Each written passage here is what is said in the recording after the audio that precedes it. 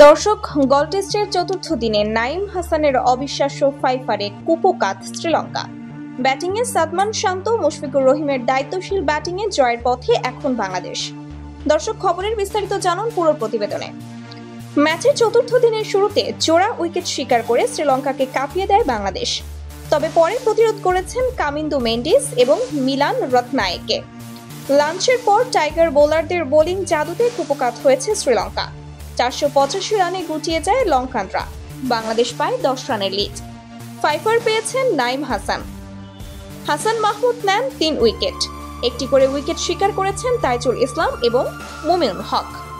জবাব দিতে নেমে দ্বিতীয় ইনিংসের শুরুতে ওপেনার এনামুল হক বিজয়ের উইকেট হারিয়ে ফেলে বাংলাদেশ।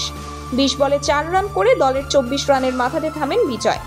আরেক প্রান্তে টিকেছিলেন সাদমান ইসলাম। 3-এ নামা মুমিনুল হক ছিলেন সাবলীল। 40 বলে 14 রান করে চা বিরতির ঠিক আগে থামেন মুমিনুল।